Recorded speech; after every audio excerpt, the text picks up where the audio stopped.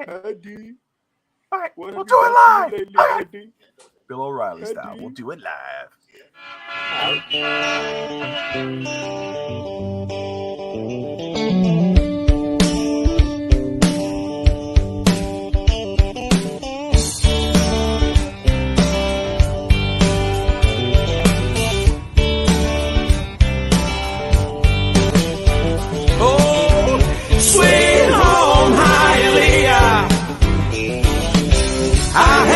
Traffic, but I love you. Ahora de Cuba la Bella, del Palacio de los Jugos, los chicharrones.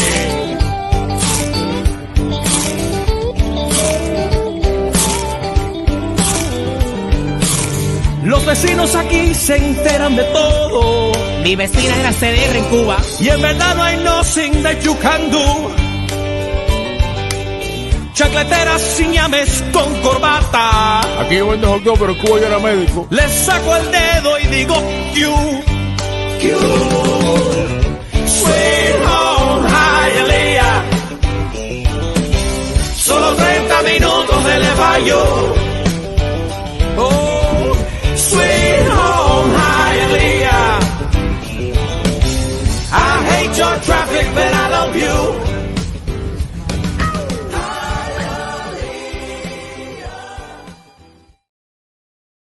All right. Hello, everybody, and welcome to another episode of East 10th Street Boys, straight out of Hialeah, with Alex the Boy and Bobby El Gringo. What's up, Alex? What's up, bro? Just a little tired, but all good. All good in the hood. Hot as hell. It's hot down here. And I know you're telling me it's hot up there, too.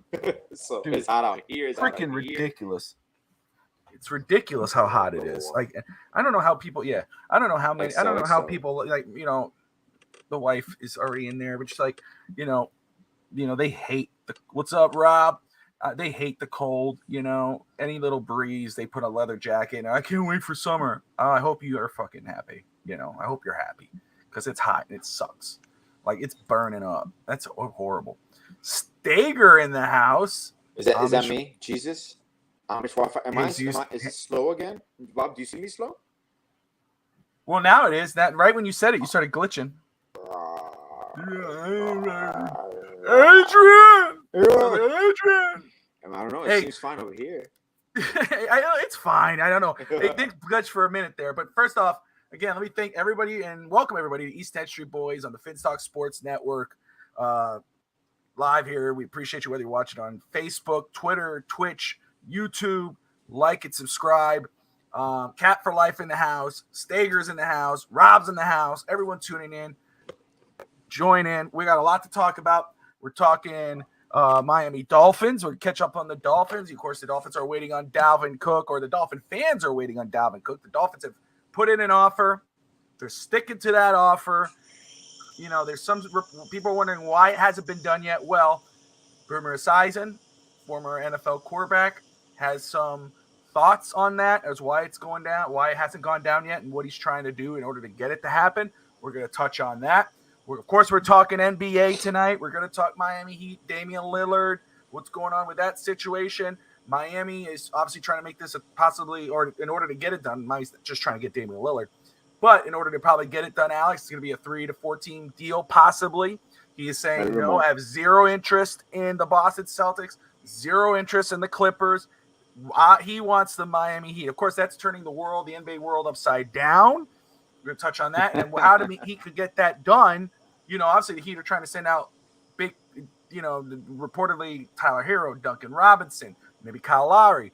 But they might have to do some sacrificing and take on a big contract, i.e. Ben Simmons. We're going to touch on that. We talked a little bit about it last week. You shut me down. Follow up a week later. It's like, hold on Erroneously. Yes. Again, you don't understand. Bobby's usually right, but whatever, Here we go. There we go. When you found out, when you realize, you go, oh shit.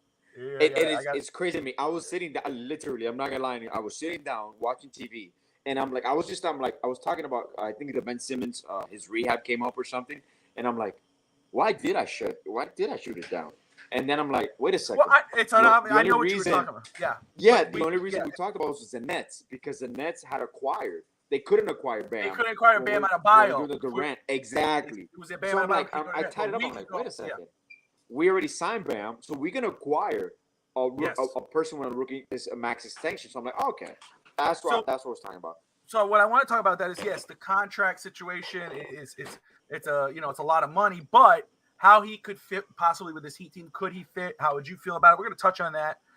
Cap, we're gonna talk about all that, brother.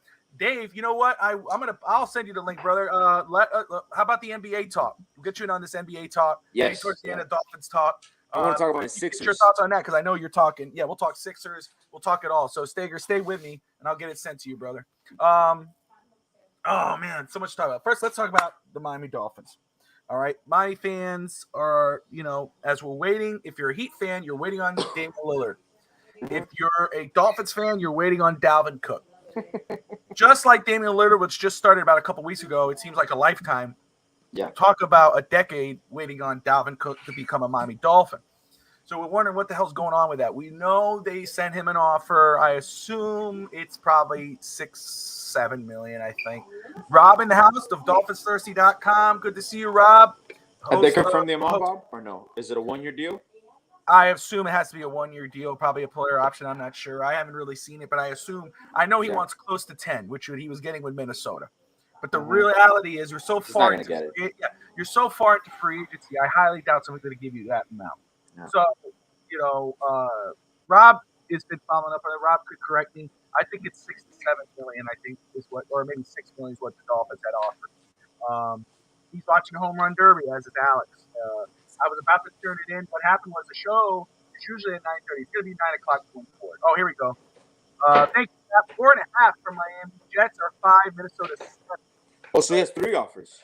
But yes, well, that's what we're talking about today. Oh, okay. What's going on? The Minnesota Vikings have offered him a contract to come back to Minnesota. Okay. The Boomer Esiason, and let me get this up here. I have it here. It's crazy, man. Imagine that wasn't the NBA. I know. Cut someone and offer him another contract. It's right, and it's not allowed in the NBA. But according to Boomer, the Jets, Cook, you've been hearing about the Jets, you've been hearing about the Patriots. Well, according to him, he is using the Jets as leverage to get more money out of Miami because he does want to play for the Dolphins, but for more money. He doesn't want to come here. Well, I mean, $4.5 million does seem a little low. Patriots have offered. I mean, everybody I have heard about the Patriots. I know that they even entertained between Dalvin Cook and DeAndre Hopkins. They'd like to play together, but but more than likely it's going to be for that team because would the Jets do it? And that's the thing with the Patriots. Now, with the Jets, they have Breece Hall. They got a really decent running back room, a good young decent running back who's a starter. To me, it's just the rich trying to get richer. But right? Well, yeah, but I don't know. Is Raheem Mostert a better back than Breece Hall? You know what I mean? Yeah, not individually, but that's what I'm saying. Tandem or better. Well, maybe as a tandem. How do you pronounce her? Achami? Is it Achami? Or how do you say his who are you the one that we drafted? The running back we drafted. A chain. Just say like A train, but A chain. That's right. But there you go. So Cap nailed it for us. I appreciate you, Cap, man. Everybody tuning in, getting those numbers in there. To me, I'm with Fish Tank Hank. If you're, obviously everyone who's tuning in has watched Finns Talk today. Most everybody in the comments and viewers have saw Finns Talk today this weekend. Where I agree with Fish Tank. He say, hey, give him the money. Mm-hmm. If he wants $6 million or $7 million, give it to him. And be done with it. It puts you over. It's not a move the needle type of situation. It puts you over. And yes, that's why Miami gave. That's why Miami. Yeah, and that's why Miami gave him the 4.5 because the running back room. And I'm agreeing with Dave. The running back room for Miami, though it's not the same level as the Jets running back in regards to Breece Hall. Together, you could go into the season and go, I'm comfortable with this running back room. I'm comfortable to see what we have in our rookie. I'm comfortable in the 2 running backs we have. They're familiar with our system. We're dedicated to running the ball more. Okay, that's why we're not going to give you that $7 million. But I think you do give him that amount or 6.5 to get him to come, and now you're secure in your running back room. There's no question marks.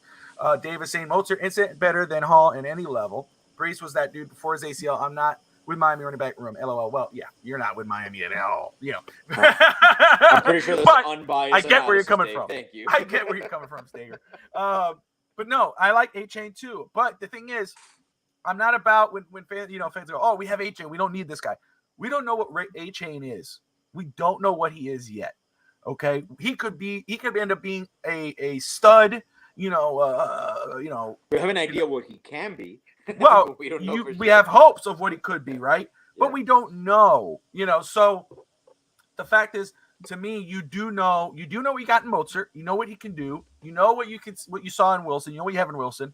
You know what Dalvin Cook is. And when you put all those running backs together, you go, man, who's the guy who could get it done in your running back room? You don't have question marks with Dalvin Cook. You know who he is. Off the chain for A-Chain, yes. A-Chain. He's been saying that since before he was drafted. He's the singular version of 2 chains. A-Chain. Dolphins are not biting with themselves. Just get it done, especially after Dalvin Cook's agent was hyping up Aaron Rodgers. Did you guys see that Jets podcast interview with Cook's agent? I did hear about that, and that's why I think Boomer brought up that Cook is trying to – What's up, Urban? Flirt. Urban, what's up, brother? He's trying to flirt with the Jets in order to get Miami to say, oh, crap, we may lose him. And if he goes to the Jets and you're looking at Aaron Rodgers and you're looking at Breece Hall and you're looking at Sauce Gardner and you're looking at that team, you're saying, well, shoot, if we lose Cook to the Jets and then Miami falls flat and then let's say the Jets make the playoffs, that's going to be an issue. So they're hoping that Miami says, okay, you know what? Here's the $7 million. Here's whatever it is. And necessarily, you don't even have to go to the full 7 because you could take into account the state income tax. You can offer up a little bit more to kind of even it out where he's still going to make the same amount of money just because he signs here in Miami. We have no state income tax. Well, that's the thing too. So if the cap, if the numbers are right, and I assume they are because of who's giving it, cap, $5 million from the Jets, that's going to be lower than what Miami's offering because of the state taxes. So, So Abrima, good to see you, man. Good to see you. Thank you for tuning in. D-Hop would be a better option. Great insurance for Cheetah and a quality player. You know what? I'm going to be very honest with you.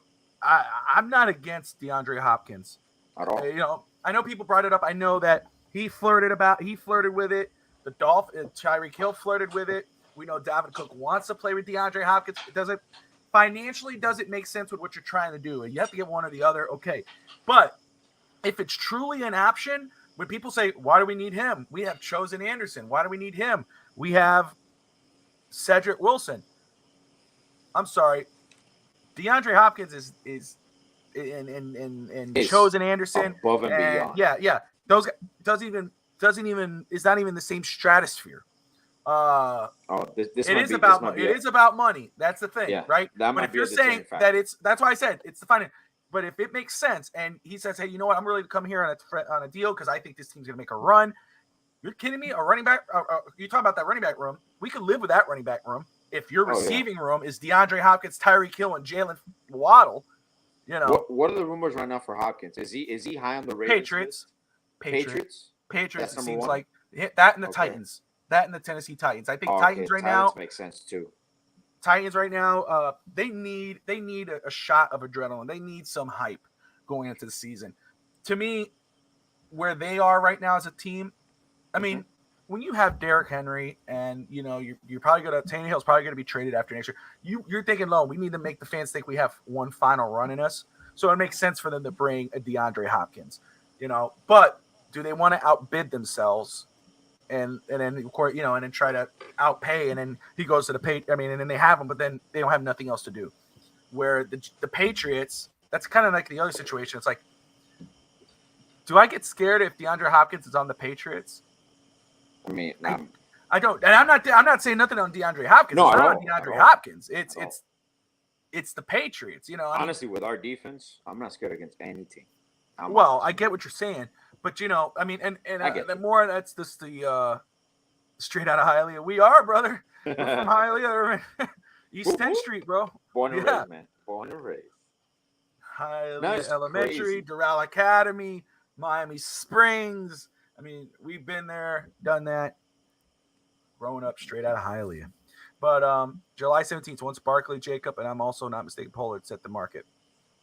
Yeah, maybe, But again, in regards of Cook, I don't see him getting any kind of major amount of money. Okay, I think the offers that are out there, Cap, that you had out there, I think that's pretty much what he's going to get.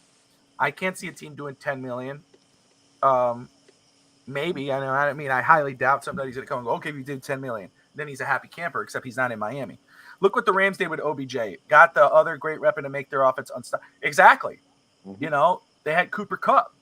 I don't know if they had a second option like they do with Jalen Ramsey compared to what, like a Jalen Waddle compared to anybody over there. They don't. For sure. They didn't have that. I don't know if Robert Woods was that guy, but he got traded anyway to the Titans, I believe. But that's correct. They went and they got OBJ, and look what happened. And I think Robert Woods got hurt that year. That year that they won the championship, I think he was hurt. Waddle Hill are nice, but they aren't D-Hop. Well, I would say Tyreek Hill is, right there. He's up there. Yeah, he's right there. I would say Waddle's not D-Hop, but Waddle's a damn good weapon. But the three of them together, that's scary. And then if you get Cook, even with the running back room you have right now, there's no way you can stop. Awesome, brother. Good. Irvin's from Hialeah. Was born in Hialeah Hospital.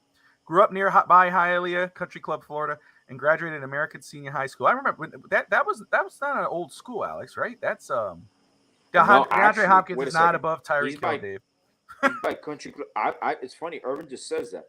I used to live on 192nd. That's where I was born. 192nd and 57th Country Village, and American Senior High is right by there, 57th Ave. So he probably lived close to there. I don't know if he's saying Country Club or Country Village, but that's right across the street from there. So very familiar with that area. I thought about that. No, Dave, I'm not drinking no teal Kool-Aid, brother, and you know better than that with me. No. I've been thinking about Tyreek Hill being possibly the number one receiver since the beginning. You could talk to my brother Harris, and we used to argue because to him it's Cooper Kupp. To me, it was Tyreek Hill, and that was before Pat Mahomes with Alex Smith. That was with Pat Mahomes, and that was with Tua. I still thought, hey, it doesn't matter who you think the quarterback's going to be or how he's going to play, Tyreek's going to get his numbers. I don't know. I got to look up. I didn't see how he did with Kyler Murray, but to me, I don't agree. I'm not with that. I'll call a player out. I don't care what color jersey he's wearing. But Devontae's still number one. Oh, geez, Lou.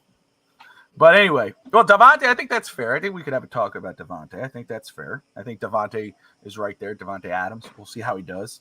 Still live in Hialeah.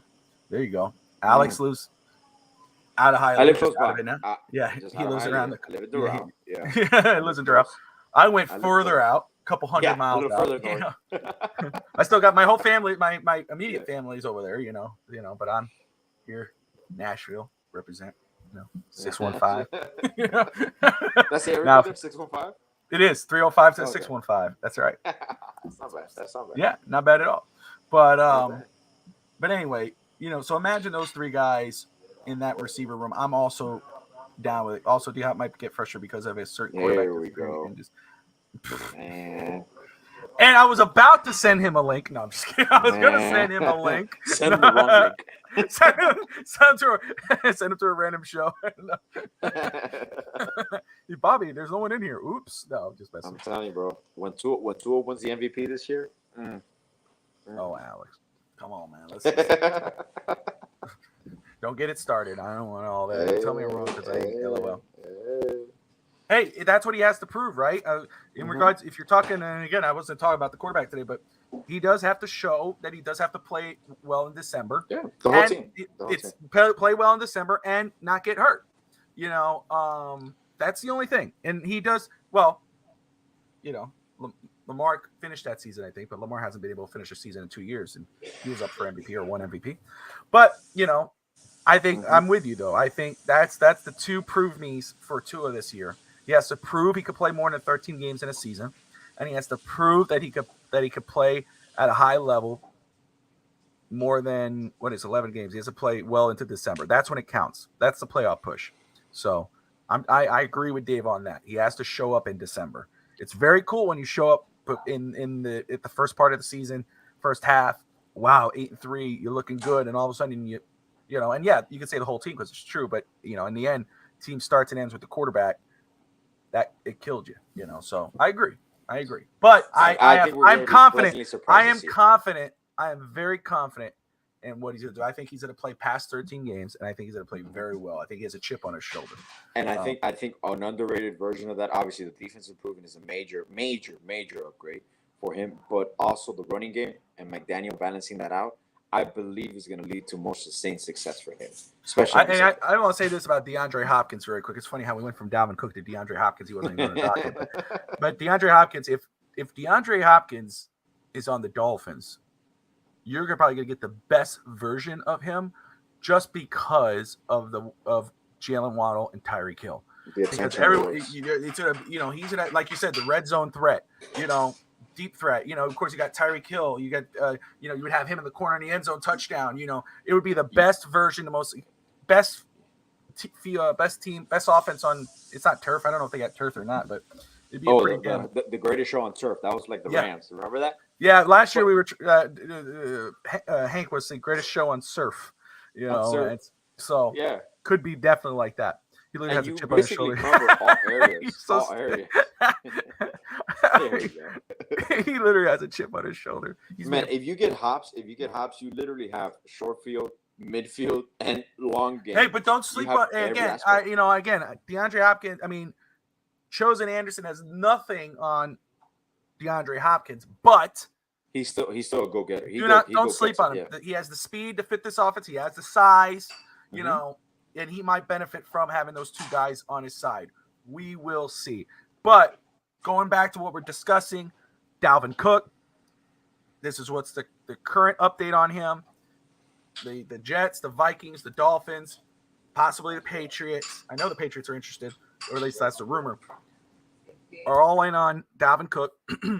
He wants to play for the Miami Dolphins. He's interviewed locally with other podcasts, or his agent has, pushing that. He has interviewed. He's made it known, homegrown. Supposedly, Boomer Esiason is saying that he is leveraging the Jets so the Dolphins could raise their offer. So it's just about wait and see. So that's what we're doing. But let's pretend that he does sign with the Jets, or he signs with the Patriots, or goes back to Minnesota and shocks the world. What do the Dolphins do now? Yes, they have Raheem Mostert. They have Jeff Wilson. Devin A-Chain. We could forget about the other two guys back there for now, Seven Ahmed and Raheem and Miles. We'll forget those guys right now. Miles Gaskin. And let's talk about what if Miami says, you know what, maybe they're showing because they're looking at Dalvin Cook still, even though they have this running back room. Maybe they are interested in maybe they just feel more comfortable. They have to go get another back. And so who are those other options, not Dalvin Cook, who are available for Miami in the free agency market? Well, obviously the obvious name that comes up, Alex, is that a name that's, a name that's been connected with Miami for a while. He's a free agent, played for Cleveland last year. It's Kareem Hunt. Kareem Hunt, let me get his numbers up here before I push him. But has Ezekiel Elliott signed with anybody? No, I'm not saying that we'll go sign him. No. And that's another name I have on there. It's Ezekiel Elliott. That's another one. And we're going to touch on him. Last year, Kareem Hunt ran for 468 yards and 3 touchdowns. Of course, he played behind Nick Chubb. Rob Anderson is a Drops McGee. Yeah, Kurt Warner finished lots of seasons. Make sure. So 468. His best season was actually his first season, which was with Kansas City in 2017. Yeah, absolutely. 1,300 yards, 8 touchdowns, and then, of course, 800 yards the year after. 800 is he was Rookie of the Year, right? I'm not sure. I don't have it in front of me, but could be. I mean, it has to be, right? And his best season since then would be 2020 when he ran for 841 yards, 6 touchdowns. And of course, around 386 the year after, and then 468 the year after that.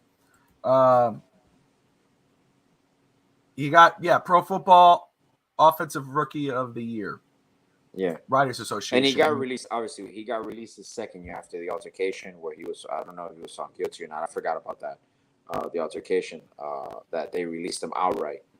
So these guys, that's when it all went haywire. So here's Ezekiel Elliott, okay, who, it's obvious he's not the same back he once was. But we just talked about Kareem Hunt, who had 400 some odd yards last year. Ezekiel Elliott ran for 231 attempts, and had 876 yards with 12 touchdowns. The year before that, he had 1,000 yards. Best year was his first year, which was 1,600 yards, 15 touchdowns. But 12 touchdowns last year, 10 touchdowns the year before, 6 touchdowns the year before that, 12 touchdowns again.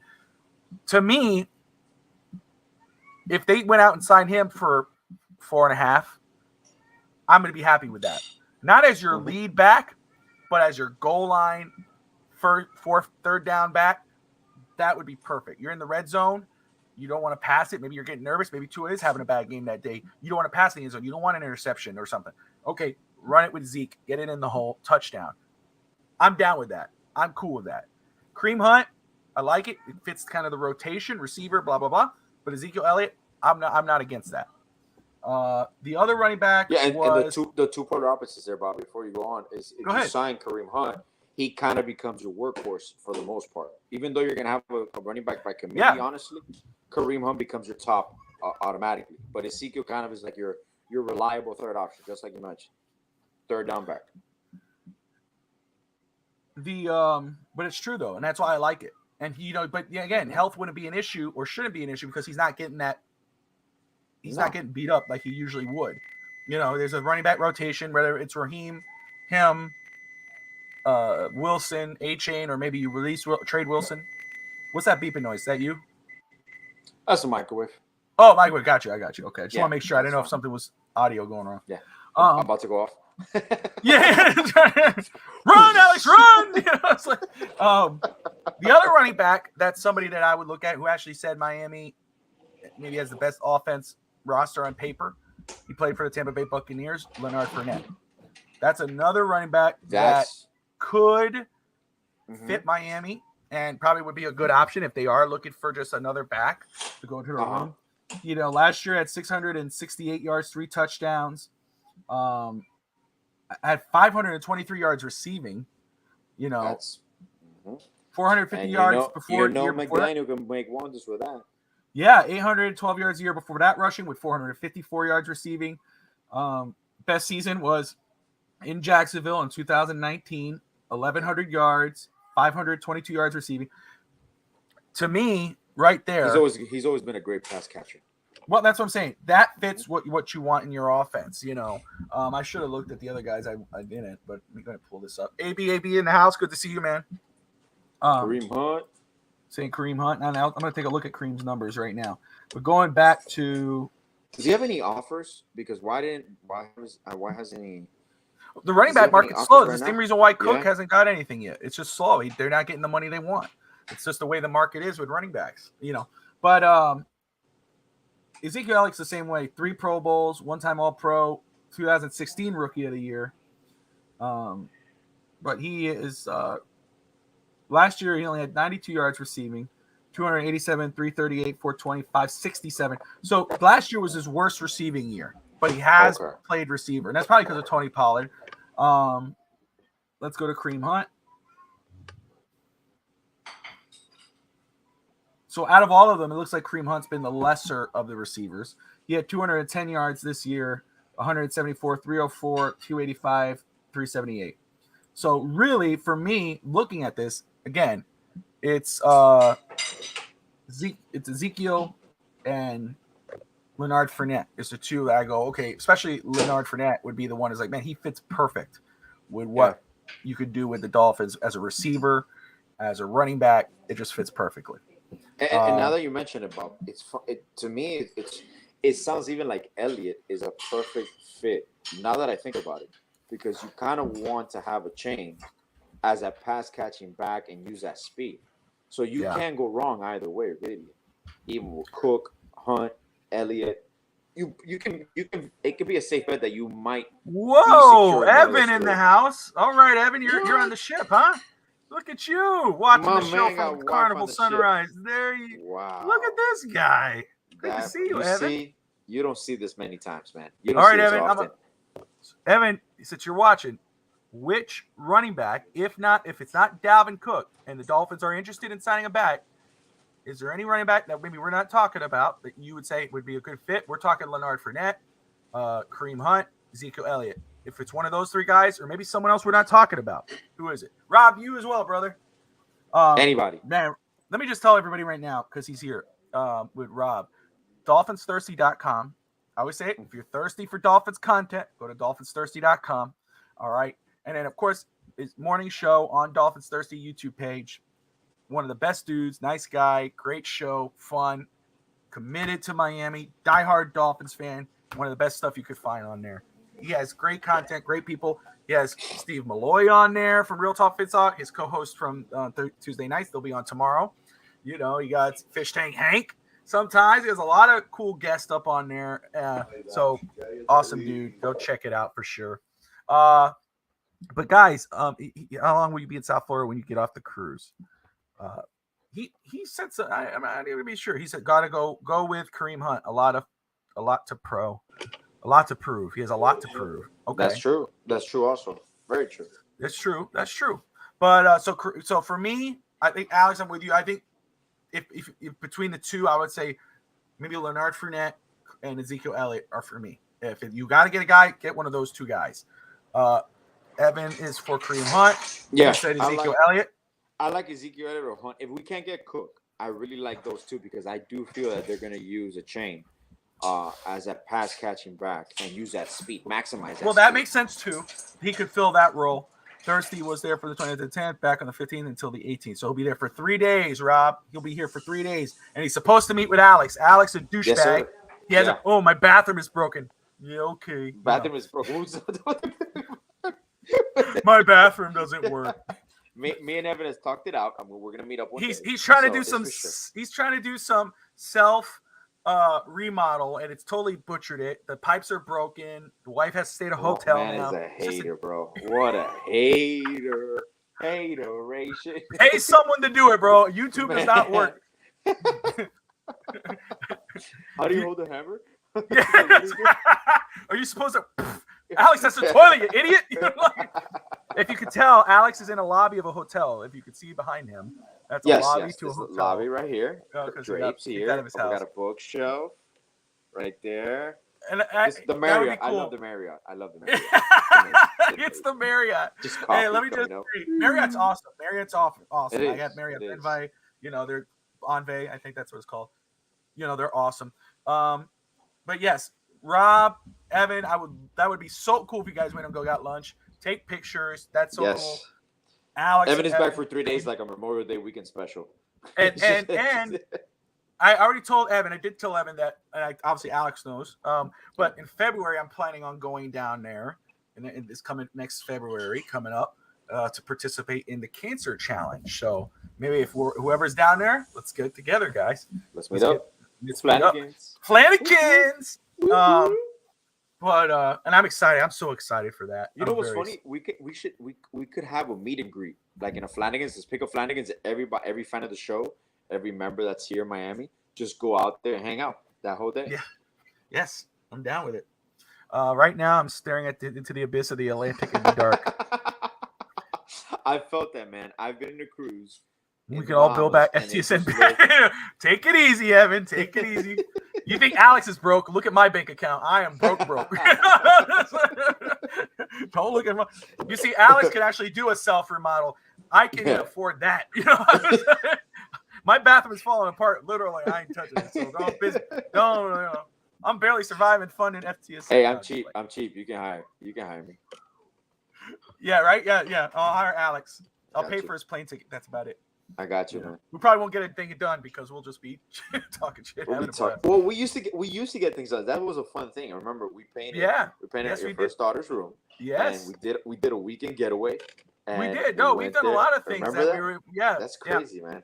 That's why I'm excited about February. You know, just Harrison went up. But he didn't do much. He just Harrison was there at the time. He was living there currently. Yeah. I remember. You remember? It was just you and me. Me and my father-in-law. We set up that room. It was awesome. That room was great. I.e. why you're the Godfather. You know, but anyway, that's Harrison's watching now. Motherfucker. Yeah, for sure. You know, he's gonna ask for the link too, just to see. Yeah, that's right. He's asked for the link. And I don't know if Stager, if you're still there, pop yourself in, so I know you're in there, and I'll send you the link. Unless he got mad because Evan, have you? When I went on a cruise, I think I broke the record for ice cream cones that I had because obviously it's free ice cream. So they call me Lieutenant Dan because I was just doing the ice cream like from Forrest Gump. It's like, I got ice cream, Lieutenant Dan. So I would just go back over and over and get ice cream. How many ice cream cones have you had? That little soft serve. You can respond. Are you asking me? No, Evan, man. You're not. I'm about to say. I'm like Evan. Oh, what's wrong with you, bro? You can respond. But have you ever been on a cruise, Bob, or no? No, I've never been on a cruise. Well, man, one of the things, I mean, I'm pretty sure in every cruise, you have that little soft serve ice cream, like in every little corner. So you can just randomly go like at 4 o'clock in the morning and go get ice cream. So that's all I would do. Obviously, you eat around the clock. You see, kids are obsessed. I told you. It's ice cream all the time, man. Well, and I haven't been. Obviously, Nicky, and he's going back on the ship. He's supposed to fly out to Italy. My brother Nick. Is he back already? No, he's not. He's still at my father's, but he's supposed to fly back. Soon. And my dad was telling me, and then he'll go to Italy. Oh, geez, a little. Yes, get the money's worth by eating ice cream. Yeah, that's right. Bob, when you go there, you're gonna remember me, man. Everywhere you go, in a corner, there's a soft serve ice cream. And if they run out of cones, all you gotta do is go to ask one of the waiters. And you give them like $1, $2 tip. Yeah, but that's Carnival. Oh yeah, right. That's Carnival. Sure but Nick is Norwegian Cruises. Nick's in Norwegian Cruise. I don't know about that. But I'm pretty sure all. Plus, if you're a family member, they probably don't treat you as well. You know, like, oh, he's part of the family, got here, cheaper, some crap. I've never been. My brother's told me 1,000 times, Bobby, come on the cruise. I'll take care of it. Blah blah blah. Or it's cheaper. Blah blah blah. Yeah, you get the family discount. It's good. Well, but it wouldn't be family. It was me once in a while. But you know how I am, Alex. It's like I don't be being away that long. Now, it is a cool thing to have a little family getaway if you want to do it, because since he's an employee, you do get a discount for the whole family. So it might not be a bad experience, and the food is there, so it's a good thing. Then I'm obligated to go see his shows, that's another. I'm just kidding. That's true. I'm just playing. Nick's watching just the free food, man. What's amazing about it's not free food because you're paying for it, but you can literally eat at any time you want. Yeah, it's 24 hours, right? About. Man. Yeah, some places, yeah. I would love to do it. The truth is, I'm very fascinated with cruise ships or the ocean, things like that. There was a point when I was younger where I even thought, especially when it came to when it was during the time where Titanic came out, Alex, I was fascinated with Titanic. Yes, you were. So at one point I was like, man, I would love to work on a cruise ship, maybe like a captain or something, blah, blah, blah, blah, blah. So I'm still fascinated with ships, but I've never been on. Tati's been one with her family. I don't think she'll ever go back on. Tati hates water in general. Does she get motion sickness? Okay. No, she's just scared of drowning and stuff. Like, I have to it's embarrassing. Like when she takes a shower, I got to hold her hand because she's afraid she's going to slip and drown from the. She can't. The bathtub, if you have a bathtub, you can't fill it up. No, it's a straight up shower. There's no bathtub. But she's like, what if I fall and drink the water? And you just land on your nose in the water. Oh God, I can't move. So shut up. But. I would love to one day. I don't know when that would be, but that's exciting and it's a pretty cool thing. I'm still want to do a cruise one day. If you go solo, you go for free. I don't know about that. That's interesting. I don't know about that. That's nice. I saw that. I don't think that's true. I don't know. But your wife wants to go, Bob. Your wife wants to go. Would like to go again. Oh, all of a sudden, Why don't we do this? Let's get the family together. Remember, my mom used to be an employee at Carnival. We can maybe get a little discount, and we're good to go. Yeah, you want to know how pissed off Nick would be if we went on a Carnival cruise? Can you imagine that? Yeah, that's exactly. Can you imagine the cruise ships go next to each other, and we just wave at them? No. Hey, look, as we're going by. FTSN cruise. Yeah, there you go. Elvis sucks. Go as everyone from STSN, go to the cruise, do a live show. You just when you're doing a show, like your daughter just randomly walks here talking to her friends and just talks out loud. Is that what you're doing? Like pointing at the camera? We're live, right? We're live right now. Everybody heard you say everything. Who's that? Is that AJ? Yeah. Is that AJ? Yeah. Tell AJ, say what's up. Say AJ. You'll say now they talk all retarded and shit. Like I'm sorry. I remember when she was this. Oh, don't say that. Do not say it. I got in trouble. God. Do not say it. I got in trouble. My apologies. Yes, don't do it. Did she call you out? Oh, No, I just call myself out. No, I just call myself out. Yeah, Tati's right. Tell her we said we love her. Tell her we love her. If she's still there. AJ, they say that they love you. Hey guys. But keep it low because there's about 100 people listening right now, and they don't know who you are. You know what I love is that she just said, "Hey guys." She just said, "Hey guys." That's cool. Thank you. Thank you, AJ. Like, look forward to seeing you again. Like, they don't have any time for you, right? Dude, I remember when nothing. She grew up so damn fast, and obviously my kids grew up. But it's different for me with you because it's when I get there and I go to your house. I remember when I walked in there and she was hanging out in her room and she goes, "Hey, Theo Bobby, you know this boy?" And Dad doesn't like. I'm like, she just talked to me about a boy. I'm like, what the hell? We're at that age. We're at that age. 16. Yeah. No, she's not. She's so sweet. Teenagers are not sweet at all. Teenagers have you around if you need something. I'm very nice. Absolutely not. Dude, she's sounding a lot like her mother now. I mean, seriously, her voice, dude, sounds just like Jamila. Holy shoot! Yeah. My dad obviously my dad is older. Yeah, so he's losing some of his hearing. But like when they pull up and they're talking, like my dad thinks it's Jamila, and when it's Jamila talking, she thinks it's AJ. So it's like it's a whole mix up of like no one can tell them apart anymore.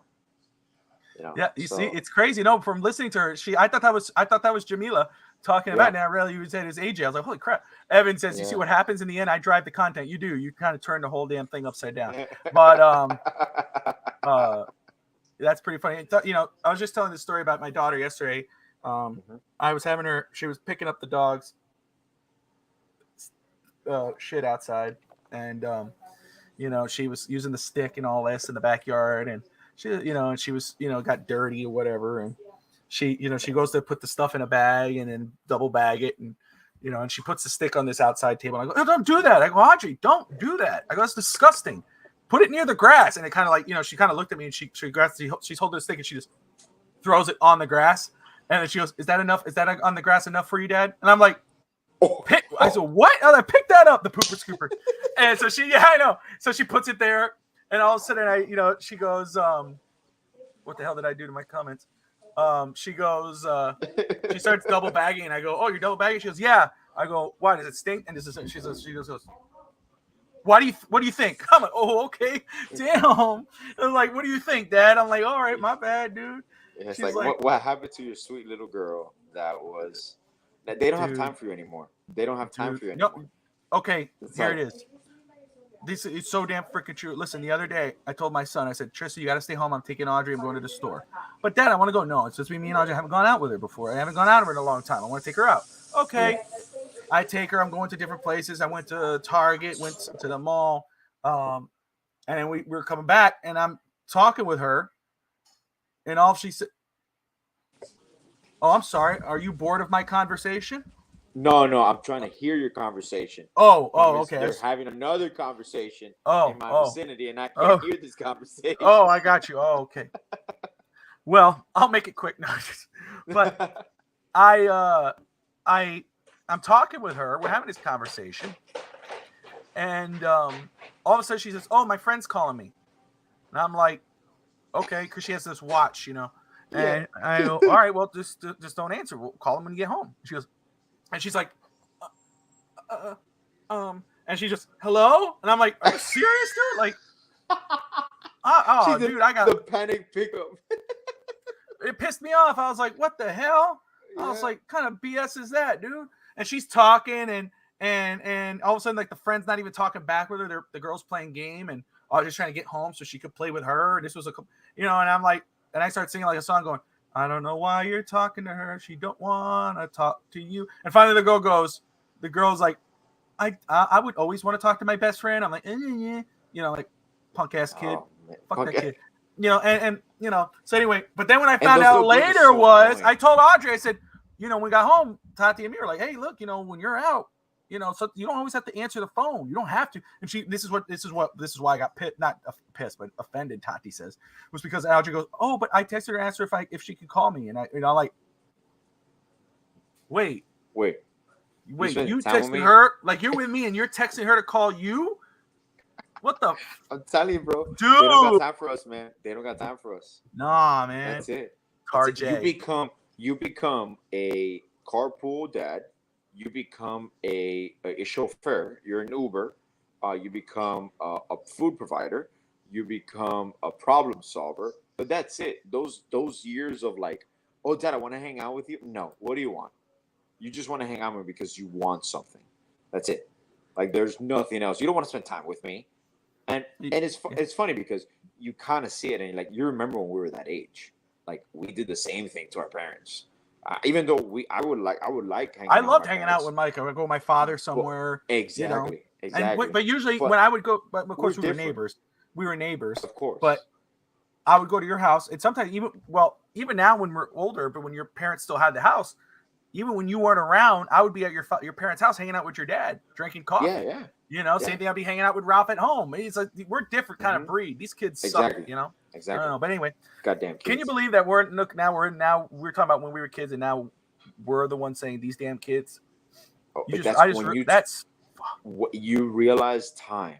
You know what? I started doing that, and Jamila pointed this out to me the other day. Have you seen a movie, Bob, A Man Named Otto? I know I haven't yet. No, I know you told me about it. The Tom Hanks movie. It's a beautiful movie. It's a beautiful Believe movie. it or not. Yeah, I remember. I know it's on. That's the Seinfeld. Believe it or not, George isn't at home. Please leave a message at the beep. That's a great. You ever watch Seinfeld? You ever sit down and watch? Of course, man. I've watched it twice. I think now. Seinfeld has gotten better with age. Well, I never was interested in Seinfeld until one day I just turned it on just as I'm going to watch it. And of course, I started like getting into it. I was laughing, and then Tati got into it, and then we had to watch it again because Tati wanted to see it. It's what a classic. It's a classic, dude. And it ended. What's insane? Seinfeld. There was no downfall. Seinfeld ended as a #1 show, kind of like Friends at their time. They ended as a #1 show in their time slot. Kiss my butt. But again, let me first say again, everyone tuning in right now, let me just say about East 10th Street Boys for any first timers. We talk Dolphins, we talk anything Miami sports.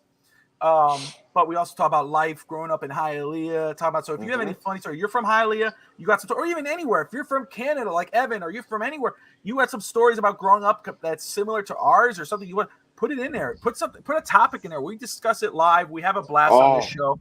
Curb Your Enthusiasm. Larry David was one of the writers. Love awesome, Curb Your Enthusiasm. That's what actually I saw first. I saw Curb, then I watched Seinfeld. Don't talk bad about us. We weren't talking bad about you. We always talk nice about Alex. Oh, is she calling, dude? Don't answer. No, that's a client. I'm just messing. Now she saw me say, "Don't answer if it's her."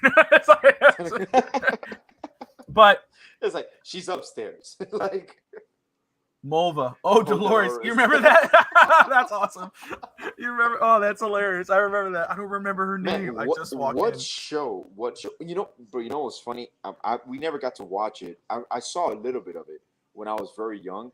But one of the best shows was In Living Color. I love you, Jamila. I believe her too. That's the shit. Oh, for sure. That's the only person in the world that calls you Bob. Oh, dude, I've told people don't call me that. There's only one person who calls me that, and it's just because I just got over it. But no one else. Don't call me Bob. That's not my name. There's only one person in this world who calls me Bob. And that's it. And you got to deal with it. Hey, Bob. I remember going, what? Oh, Bobby. It's like during each post game, Serenity now. Yeah, that's right. I want you to be my latex salesman. Oh gosh. Seinfeld has so many classic moments, and I love that it's truly about nothing. It's really about nothing. Every episode is just a situation. Them waiting at the Chinese restaurant. Them in the car garage at the mall. When his wife died, or his fiance. That was hilarious, dude. That was so bad. It's a great show, man. I may watch it. I may put it even back on net today. I just have to watch something funny. I've been watching crime dramas or crime documentaries. I don't know what got into me. I saw some of those on Netflix. There was some catching serial killers, and so Tati's like, Tati's like, what got you all into this? I don't know. One day I just turned it on. I couldn't stop, and now I'm watching cold cases. But it's funny because every time Roberto. Oh, geez. That was my uncle's name. I'm watching now. I'm in the second episode of the Malaysian Airlines one, the documentary on that. Oh, I didn't see that. MH370. Car rental trying to see it reservation. now. Oh yes, car rental reservation. That was a great episode. The point of reserving is to have it ready. Oh yeah, but we're out of it. Dude. Ted Lasso's good. Todd and I need to get back on that. Oh, Ted Lasso is amazing. We can't even have crime shows to ourselves.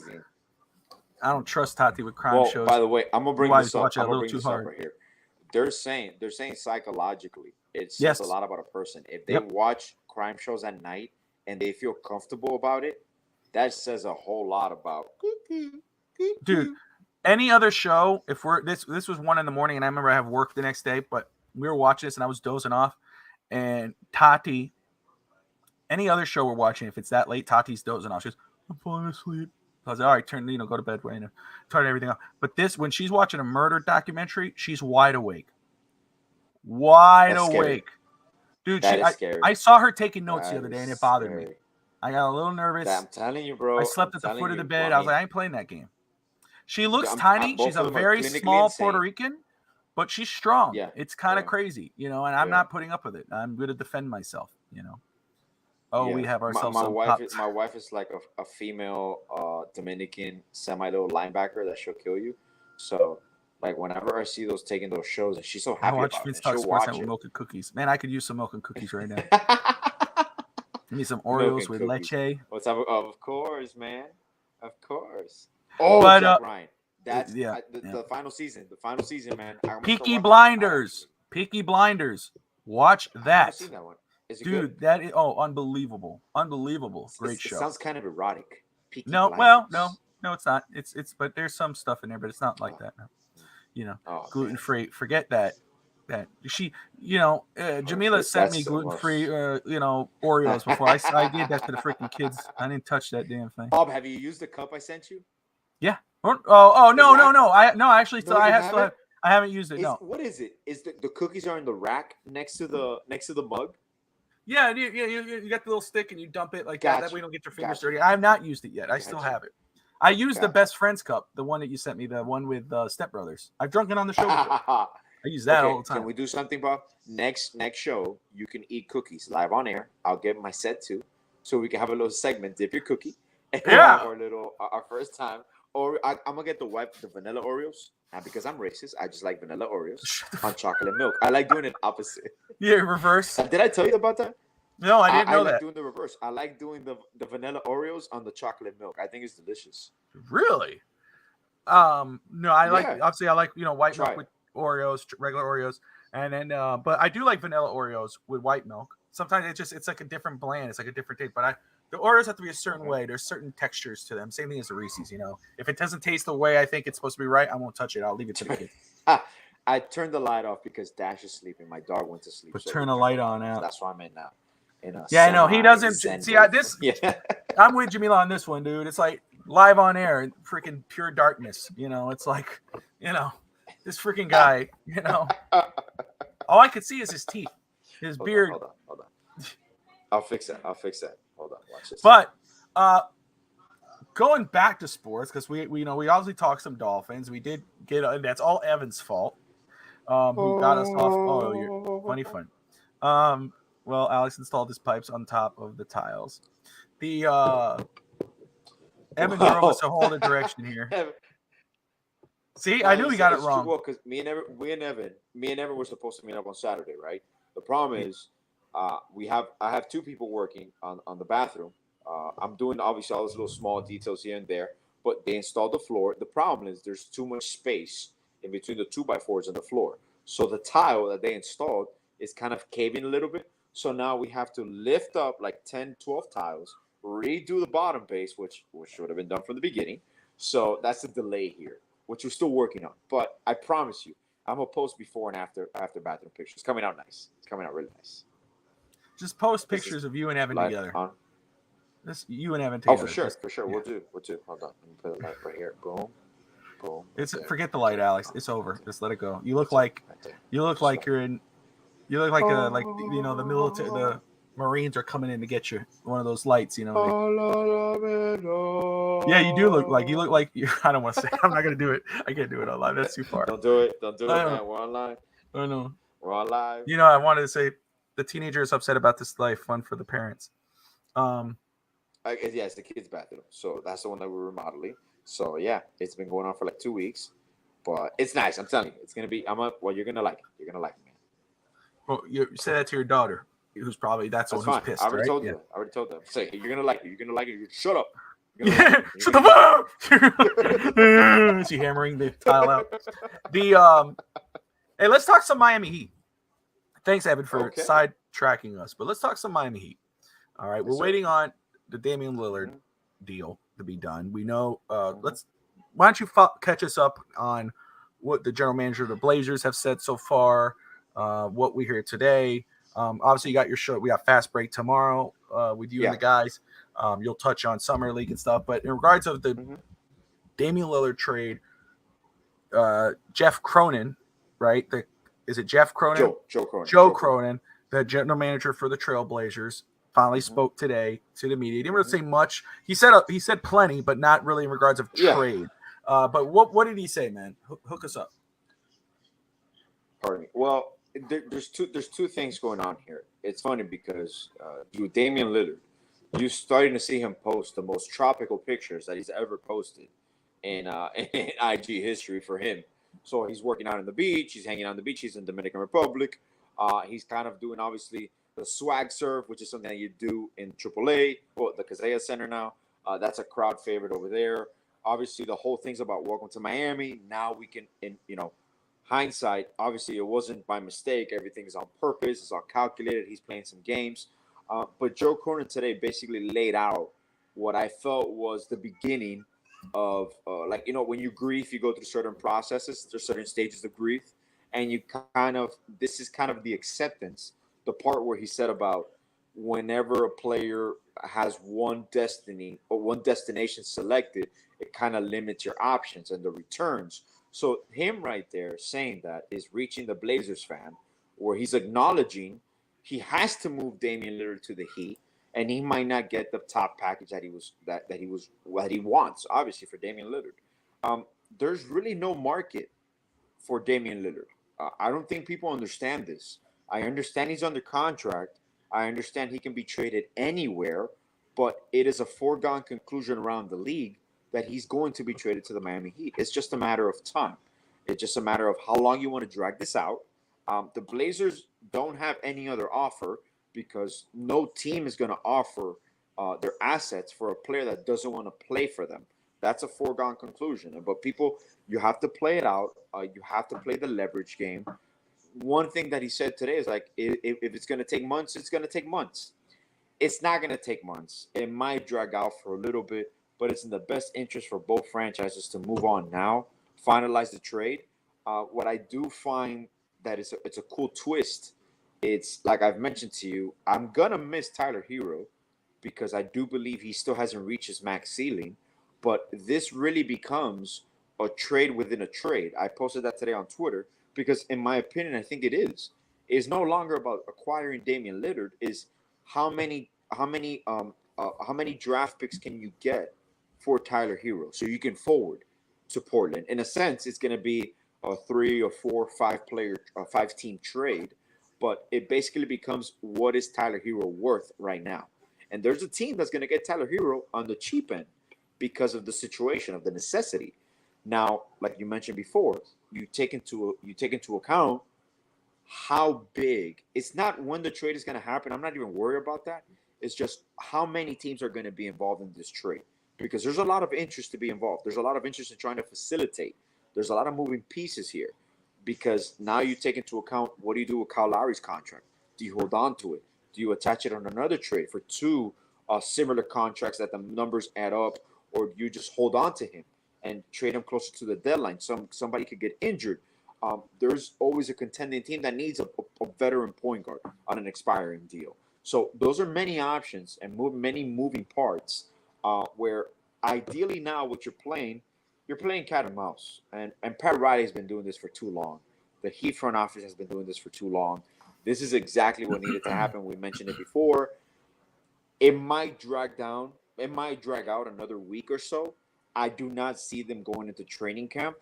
And the one part that to me was laughable when he said that, we're keeping an open mind. Like, we don't mind having Damian. I'm like, come on, man.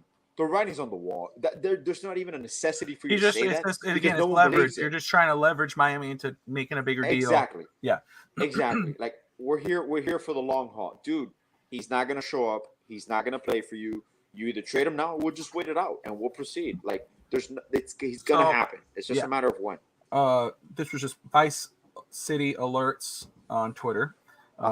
Posted something that based off Roche. It's saying that the Heat are the most. First off, it's kind of ridiculous. I hate when they say things like this, but the Heat are the most motivated team for a Dame deal. Obviously, he only wants to come to Miami. It's the only team. Miami's offer Miami's offer may be the best package Portland could get for Dame. No shit. He only wants to come to Miami. No team's going to give you anything for him. This process may stretch into late September as this marks the start as that marks the start of training camp. That's the latest from Adrian Wojnarowski of ESPN. I'm with Alex. I think it could be a little. It could be a few weeks, just because of the complexity of the deal that's going to be made. Again, where's Tyler Hero going? How many picks you can get from Tyler Hero? Kyle Lowry. Like Alex said, is he moved or is he not moved? You might have to move him. Duncan Robinson.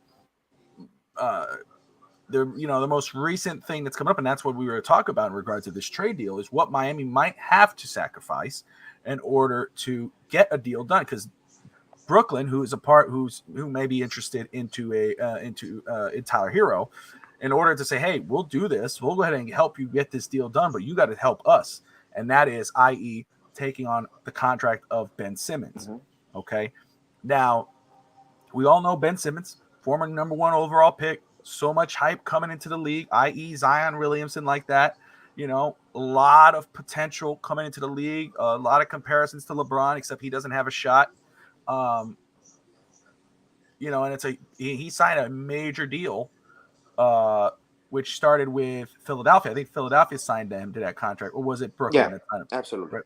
It was Philadelphia. He got traded. He got traded on that contract. Okay. Yeah. So we talked about it last week. Which is the whole reason I fucked up last week. Yes. We discussed it last week, and Alex kind of shot me down live on air in front of everybody. It's not like I don't do my research or nothing. But anyway, no.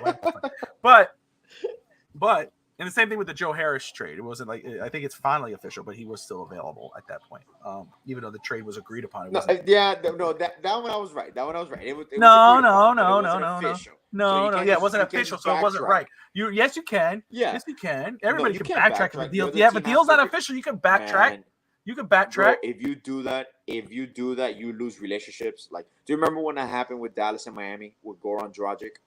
That's damaged some relationships there between. Like, we thought that they said this guy, or it even happened with Brooks, the Nets. At that time, they had Marshawn Brooks or like Dylan Brooks, and they're like, "Oh, we thought you meant the other Brooks." It's like, no, you didn't, you asshole. Of course, you knew what I was talking about.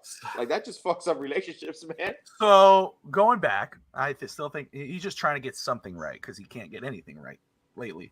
But we'll move on from that and talk about Ben Simmons.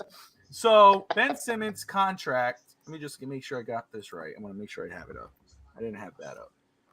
Ben Simmons. He's only 26 years old. Plays, yeah, man. If he plays even remotely like he played in Philadelphia, that contract doesn't look bad. With these max contracts that you're seeing now, Bob.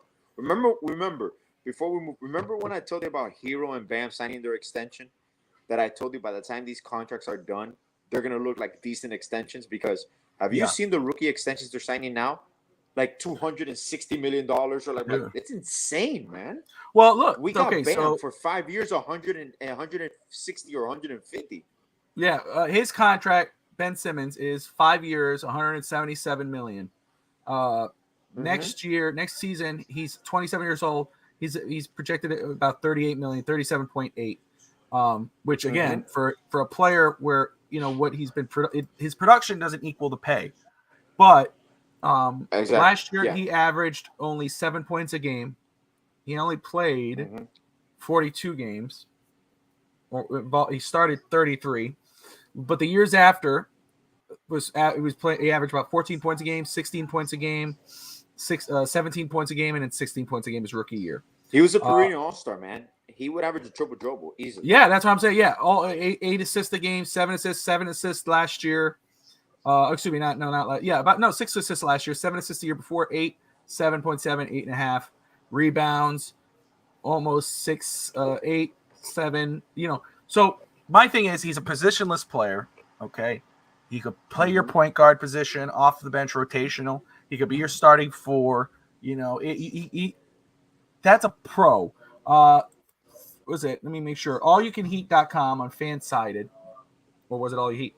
They wrote 5 reasons why Miami Heat should take Ben Simmons in a Damian Lillard trade. Had you had time to look at that, Alex? Did you get a chance to look at that when I sent it to you earlier? I have not.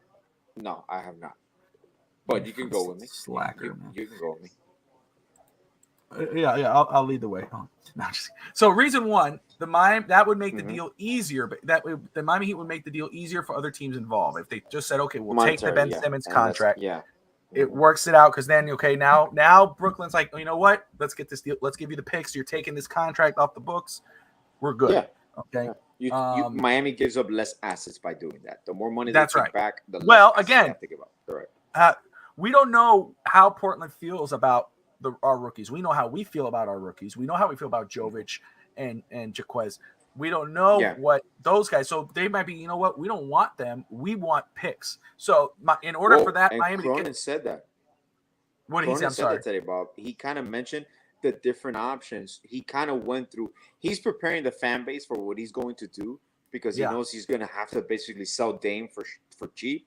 So he was saying that it might involve a win now player, Caleb Martin maybe, a young player with future picks, maybe one of our draft picks, or just picks. He even said it just like that. It might just be just picks. So it's really about what makes the most sense because maybe an asset, maybe a young player goes somewhere else. It's a 4 or 5 team trade. Exactly. It's just about making it work. That's why, for me, and I want to continue on this, but for me, in regards of our young guns, I'm talking Jaime and Jovic. I want them to stay. I think I believe in their growth. But I understand at the same time that one or both might have to be moved in order to get this deal done because it is a win now move. But if you could at least come away with at least one of them sticking around, that's a win. I think right now the higher ceiling is Jovic. I think he offers a higher ceiling where Jaime is a win now player. He is a player where if you're in the playoffs, he's going to give you a minute. He's a player who's he's already like a veteran to me. When I watch him play, I see veteran instincts. I see him filling in for Jimmy Butler, and Butler's off on the bench. We're not going, man, I wish Jimmy was in this game because this guy's going to be such a flow between him, Bam, and Lillard. I could see it already. But I would be disappointed if we lost him. But if we kept Jovic, I'm happy about that because it's like, okay, at least we kept one of our guys. Vice versa. Now, I hope we both of them, and I think that could be a possibility because, again, Portland might not want them, and that's a win-win for us because if we could get them, now I'm going to hate losing Caleb Martin, but again, I think that players like I don't think he's signed yet, and I didn't look before the show, but Christian Wood is still available. Again, Thomas Bryant is there, and I think Bryant's going to be your 4. Great sign-up. He's your stretch 4-5 because Bam's going to play more of the 4 this year. It makes the deal easier for everybody if the Heat take Ben Simmons' contract. Reason 2, this is again allyoucanheat.com, FanSided. Seth Quinn wrote this up. Reason 2, the Heat can afford to do it. They have the contracts to do it. Kyle Lowry, Duncan Robinson, Tyler Hero. They have they could get it done. Again, but it's like, oh damn, three of our guys who started or was a big part of the team. You're getting from one guy who you're getting Damian Lillard too, but you're getting a guy who is underperformed. He can't even get on the damn court. He has injury issues, but it's all true. But you're really the main focus is Damian Lillard. With a Ben Simmons, you're getting the potential. You're getting and I think it's in here. You're getting this guy who was the number 1 overall pick, who had all the talent in the world, can't do a jump shot, but he could pass, he could dunk, he could do it all. Physical specimen. You're putting him in Heat culture. Okay, you know what you're getting with Damian Lillard, but then this is a project, and you got Coach Spo and company, so he could afford to do it. The Miami Heat are in win now mode. So is the Dolphins. They're in win now mode. It does. let's see here. If the Heat want to win a championship, I cut through it here. The time is running out, so huge risks like taking on a Simmons and his contract might be necessary. The Heat are also in a situation where the rest of the roster besides Jimmy is either old or not great on not a great contract. Adding more to that won't cripple them as much as it could other teams. It's true. The Heat are in a win now mode, and in order to win now and get that player, i.e. Damian Lillard, to pair with Jimmy and Bam to win, you need to take on a contract like Ben Simmons. Number 5, the Heat culture. I agree with that. Look what everybody's talking about. Gabe Vincent was our biggest loss. Nobody knew who Gabe Vincent was before he came to mind. Nobody knew who Strus was, and I'm not dissing on him. Just facts. I love those guys, but nobody knew who Strus was. Nobody knew who Vincent or Robinson, Duncan, or Hassan Whiteside. Nobody knew, or Caleb Martin. Nobody really cared or knew those guys until they played for the Miami Heat. So that's why I laugh now when I hear people go, "Oh, they lost all these guys." Dude, you were calling him undrafted. You didn't say nothing about him until the playoffs, and then you didn't give a damn about him until they were left on another team. Now the Lakers won for agency because they got Gabe Vincent. Kiss my, So, but if they could do it for those guys who were undrafted, what could they do with a Ben Simmons who was touted? Again, things happen. He might be the same as everyone else, but if you put him in this Heat organization, in the Heat culture, with Coach Spo, with these guys, you probably could get the best version of Ben Simmons. And Bob, and when you say ahead. Ben Simmons, before we go, the only thing that I said I would be concerned with is the fit with Damian Lillard. But Damian Lillard kind of becomes your shooting guard, de facto, or Ben Simmons is your backup point guard. Because I see him running the floor with Bam, and there's so much versatility, and he's a great defender. People forget about this. Yes. Ben Simmons is an excellent defender and a great rebounder. And that's the thing, though. And see, that's what you're saying. Like, Damian Lillard might be a shooter. The thing about Ben Simmons, again, he's positionless. He could be your center. He could come off and be your center. He could be your 4. He could be your 3. He could be, I don't know about a shooting guard, but he could be your 1, 3, 4, 5. You know what I mean? And he has a decent shot. It's just a mental block. You know what I mean? You know what I meant about shot. Yeah, I get you. It's like Bam Adebayo. Every year you go, oh, he's going to do it this year, Bob. He's going to do it. He never does it. It's just kind of the same thing. What do you mean he never does it? I told you exactly what Bam is doing this year, Bob. This year, you might see him take maybe 1 3-pointer a game. Maybe. I told you he was going to start hitting his mid-range shot consistently. You were saying not do it last year? You weren't saying mid-range shots. I said, what did I say? And you can play back all the episodes, and you told me you were going to play back. I said that when you start doing those 3-pointers, you start. I love you too much to play back because I don't want you to look bad. I don't want you to look wrong. That's why I don't play back. Don't ask me to play it back because you'll be like. I know what I said because this is what I coach my kids with. You start mid-range, you hit those consistently, and then I always said he has the ability to hit the 3-point shot. He might start in the corner, 1 a game, 2 a game from the corner. There's no problem. And Tristan did hit a 3-pointer with Bam in 2K on me though. He did that. Yeah, I kind of fell out of my chair. I went, what the? I'm like, what the hell? So maybe you're right. You'll see, depending on the roster construction. I'll talk more about it tomorrow. But Thomas Bryant might start next to Bam. And I don't think it might start. I think he will. If Caleb Martin's not on that thing, and if let's say if it's Ben Simmons, maybe Ben has a shot. I don't know. But I think Thomas Bryant is your starting 4 come start of the season. And I think, you know what? I'm going to tell you right now. If he's your starting 4, the guy's he's your starting 5. He's going to be your center, man. Bam is your 4. Wait, either way, 4 or 5. And you know me, I'm down with him being the 4, Bam Adebayo. I think that would be smarter. But whether he's your starting 4 and the 5, I'm telling you right now, I'm speaking to assistants, he's going to be one of the best players on the Heat. He'll be one of those guys during the playoffs where people go, where the hell did this guy come from? I'm going to tell you right now. And you know who's right Thomas behind him? Bryant. You know who's right behind them? Orlando Robinson, baby. Orlando Robinson. Hey. Summer League has been showing out. That boy's strong, man. That boy is strong. Reason 5 is what we discussed. Reason 5 is Coach Spo. I know a lot of people talk about Pat Riley, and I love Pat Riley. I actually got a book at Goodwill, Pat Riley book that he wrote about, The Winner Within, or maybe it is. I don't know. It's Red or something. I'm not sure. Yeah. But I found a couple good books at Goodwill recently. But Coach Spo. You know, a lot of people, the same thing. Like I'm looking at yesterday, I saw some pictures of Bam Adebayo and Coach Spo separately saying hello to Jason Tatum. Yeah. And well, hold on. So I didn't write it on there. I did write LOL, I think.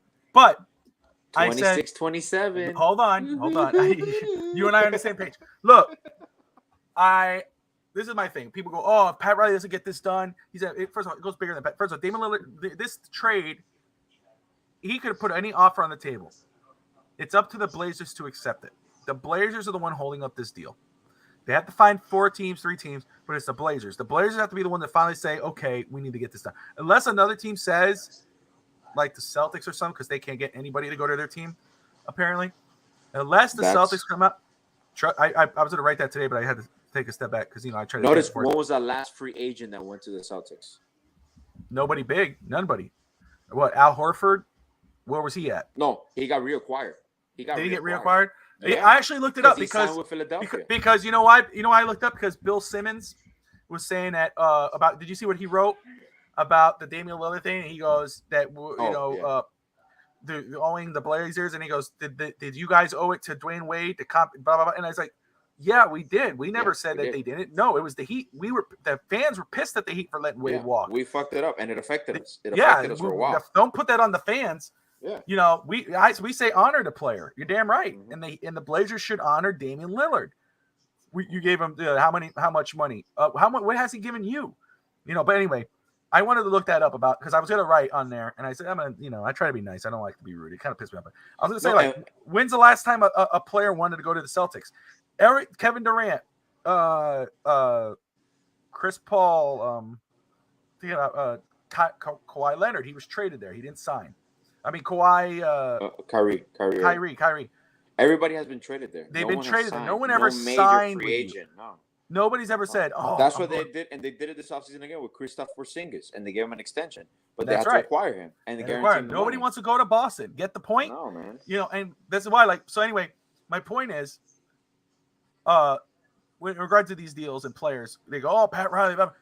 You're looking at the wrong people. What's up, Reggie? Good to see you, man. Thank you for tuning in, brother. Hey, and Pop just got paid. Pop just signed an extension. Greg Popovich did get a contract. Yeah, and Spo's extension is going to be super nice. Hey, and Jerry West. I agree with Jerry, man. Jerry's right there. And that's why You said it. I put Pop because out of respect for Pop. But Eric Spoelstra is the best coach in basketball. Modern day players love Spo. And Jerry West. Obviously one of the best on the business, right? In regards to running a basketball team, him and Pat Riley, right there. Him and Pat Riley are arguably the top. I know Red Auerbach is going to get from the Celtics. But I believe Jerry West and Pat Riley have been the two best. Transition from play. Now, Jerry West was a great player, obviously, much better than Pat Riley. But executives, they have been the best. Oh, for sure. Because Phil Jackson was just a coach. That's right. If people say, "Oh, Phil Jackson's the greatest of all time," but then if you're going to throw players at guys, like, "Oh, this guy's only good because of players," Michael Jordan, Kobe Bryant. Like, don't get me wrong, I'm not taking anything really away from Phil Jackson. He's a great coach, but come on, look what Spo has done with less. Okay, and that's why you see players like Jason Tatum going up to Spo and shaking his hand and everything, and that's why again, just like LeBron and Bosh, it had nothing to do with Pat Riley. It had everything to do with Dwayne Wade and everything to do with those guys talking on themselves and saying, "Hey, let's go play together in Miami." Now, building the culture and the organization and why players love going there. Absolutely. That starts with Riley. But that aspect of building the cap space too, because that was a vision. But at the same time, Dwayne Wade was one who did it. Dwayne with Jimmy Butler, it was Dwayne Wade who cut Jimmy to hey, now you draft Bam Adebayo. Damian Lillard's coming to Miami because he wants to play with Bam Adebayo. And Jimmy. Jason Tatum wants to come to Miami. Oh, wait, did I say something out loud? What? Hold on. What? Wait for this, folks. 26-27, somebody's contract comes off the books. He's going to be a little older by then. Another player's going to be a free agent by then. Bam Adebayo's still going to be here. He's a free agent, but he's going to re-sign. He'll re-sign with us. The only contract on the books is Damian Lillard. That's right. That's your next one. Wait till Boston fans and NBA fans get a load of that in the NBA meeting. Hey, you know who's a free They're agent? gonna be pissed. You know who's a free agent too, I believe, if I'm not mistaken? Luka Doncic. I believe Giannis is a free agent in 26, 27. I gotta look that up, but that's gonna be another free agent class. This is where I'm gonna tell you to watch for. I'm gonna tell you to watch for this. You want to know who's the more than likely one? Is the one who's closer to Bam. And De'Aaron Fox? Damian Lillard. No. Oh. Tatum. He's close Tatum. with Damian Lillard. He's very close with Bam Adebayo. That's what I'm saying. You want to watch as we get closer, and it doesn't even have to be him. Just watch the superstar guys who are up for who are like, hey, I love Bam Adebayo, man. Damian Lillard, good dude, blah, blah, blah. That's the one who becomes a free agent. And then when Jimmy says, I'm going to step away, or maybe I'll come for a cheaper deal. Retire. Is when they retire. Yeah, that's because he wants to retire Heat. But that's the one. That's when they go, I am going to Miami. Watch, I'm telling you. Just throwing it out there. It's a few years away. I'm just throwing it out there. Alex is catching on. He knew right away where I was going when I brought it up. I've seen this remember we talked about, like, I told you about the second apron and all that. I'm like, this is a 4-year run. This is a 3 to 4 year run, because by that time you can reset your whole team because you still have young pieces. That's why I want to keep Jovic and Jaime, because you have your base and you reset your team. You're still going to develop undrafted rookies, undrafted free agents. Pat Riley probably won't be here, Anthony. If the Heat win another finals, I think Riley retires. I think Riley and the organization's in good hands with Adam Simon, Spo.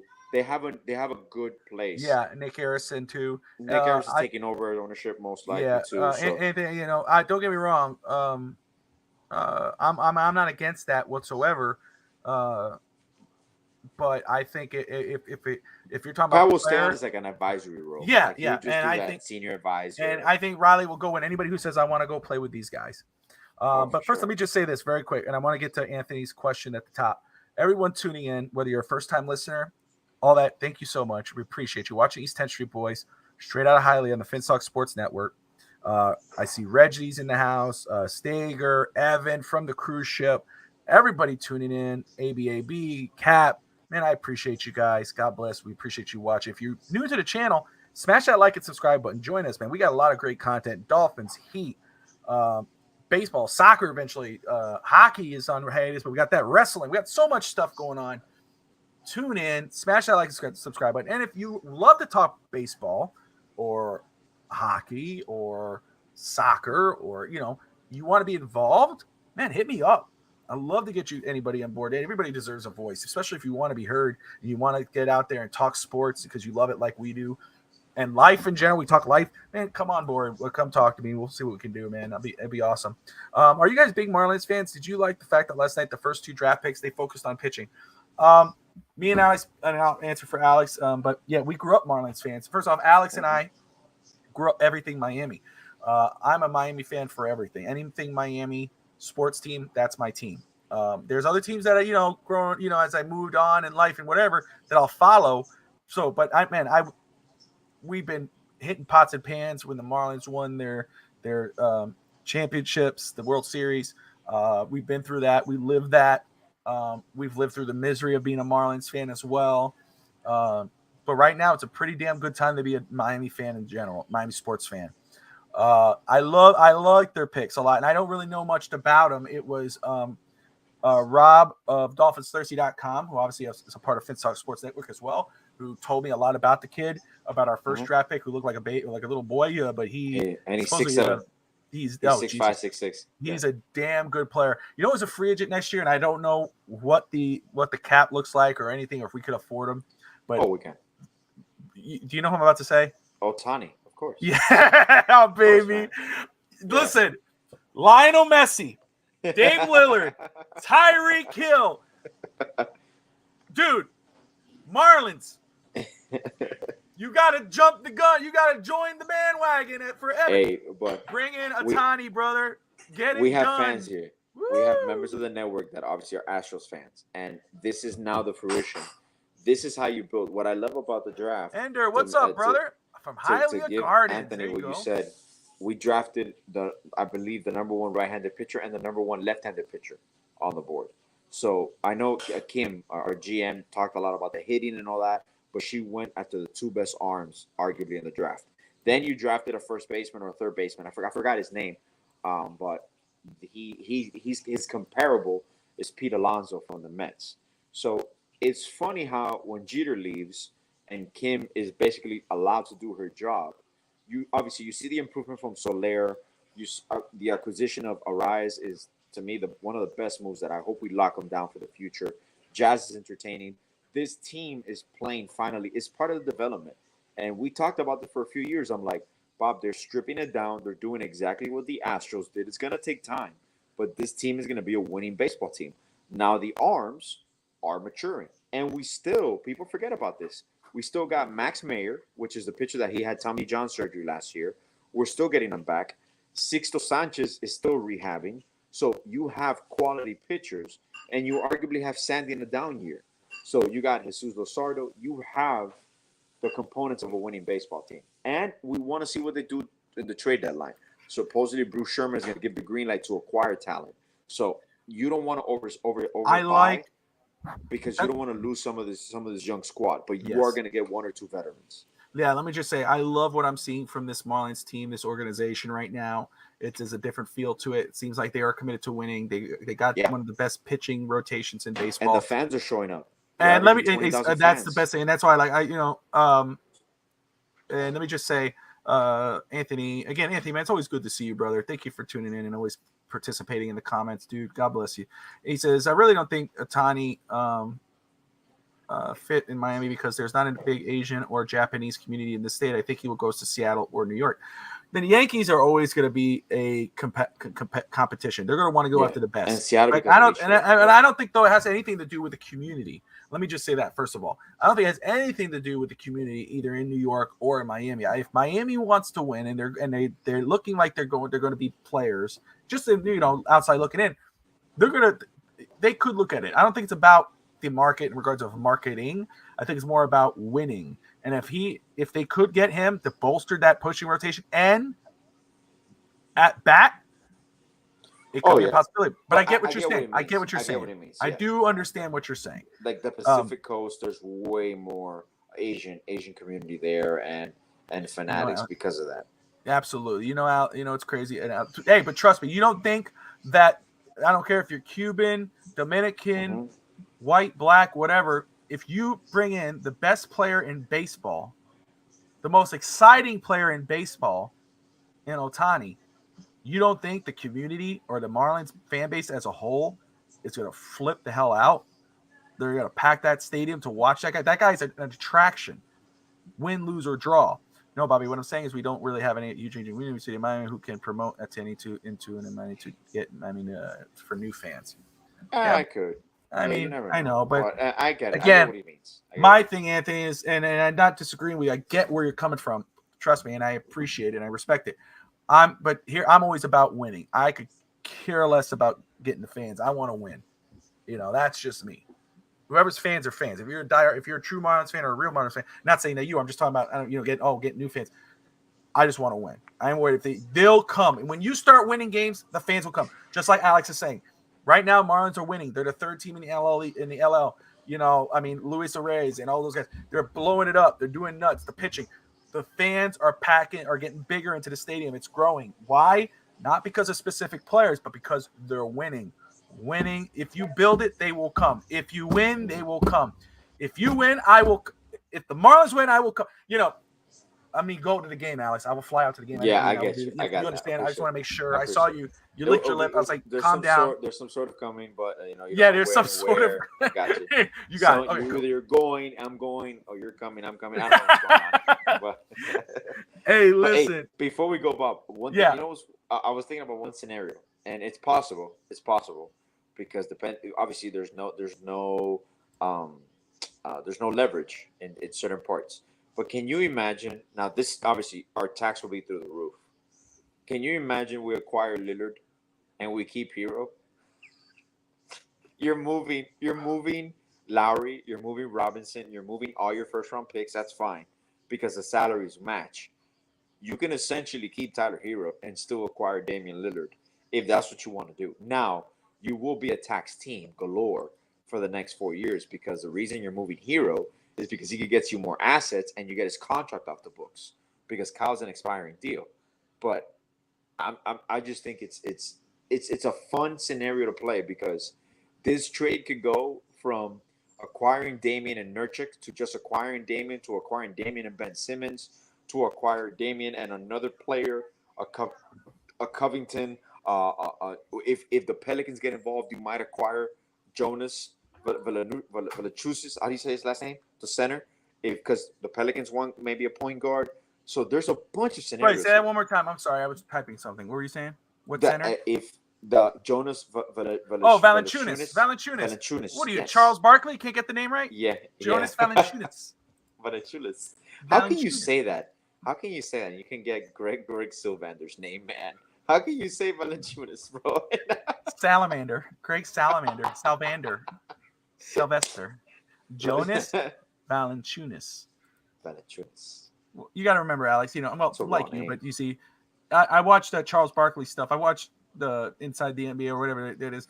I watch it all the time. So they've gone over that name 100 times. So of course I know it. But you know, I'm horrible with names. I look like him. You do. You look like a bunch of people. You know. I do. You know, you could come off. You know, it's a gift. It's Anthony. This was not because he just signed an extension with the Bulls, so I don't see that one happening. If he was available, I'm down for that. But don't sleep, Anthony. Don't sleep on Thomas Bryant, brother. I'm telling you right now, we got him. That's a good addition. Don't sleep on him, man. All right, so guys, people didn't see him play last year without Anthony Davis. That's right. Everybody, again, thank you all for tuning in. This is East 10th Street Boys, straight out of Hialeah. You can catch Alex again tomorrow night, talking only Heat, and of course Heat Summer League. Going to talk about the trade. Going to talk, Damian Lillard trade update. Other players who could be available for Miami after the trade because they are waiting on that. But hey, Miami has players currently on their Summer League roster that could be players on the current Heat roster. Alex is going to fill you in. That's tomorrow night. You got Rob Parks. You got Justin Garfield. Alex is there. I may pop in. Maybe. We'll see what's going on. You're muted. Always welcome. I know. Clutch is in Europe. So we're gonna miss it for the next couple of. He picked like the wrong time to go to. Like he's in France right now, and there's a lot of riots going on there. I'm like, I saw that. I thought about it. Like, time, dude. Hopefully he's doing all right. But anyway, miss you, Alex, buddy. any final thoughts? No, man. I'm just here sitting. I'm like, who we're gonna acquire first, Dalvin Cook or Damian Lillard? I mean, I think they're both almost foregone conclusions. That's the waiting game right there. Who's the one? So you got to be patient, Miami, and. I do believe there's going to be a resolution, maybe within a week or so. It could drag on a little bit, but there's a lot of still pending free agents. Depending on what you see the next movement comes, that's when you kind of know because there's like 3 or 4 teams that are waiting for this to happen. So then they could go on and sign the rest of and fill out their rosters. So it should be a resolution within a week or 2. There you go. All right, guys. Hey, thank you all for tuning in again. Catch Alex tomorrow. You can also catch some Dolphins talk with Rob Mosley and Steve Malloy on Real Talk Fins Talk. Going to be a great show. Alex follows that show. And then Wednesday night, we got Once Upon a Sunday, fantasy football talk. Hey, season's coming up. Tune on in. The guys will let you know who to look at, who not to look at, who to avoid. It's one of my favorite shows. All my shows are great, all the shows on the channel, but I mean, it's one of my favorite shows to watch as just producing as a fan, just to see something new and learn. I learned something from those guys. Thursday, No Holds Barred Wrestling Podcast. Friday we have the Foo Bar Sports Show with David Stager and Brett Legassi. And then, of course, Fins Talk Today with Fish Tank Hank and myself. And then always catch me and Alex Monday nights following the Beer and Sports Podcast with Kimmel and Wingate. Guys, always smash that like and subscribe button. Catch us next week, Monday night, 9 o'clock Eastern. Good night, everybody. Peace out, Miami.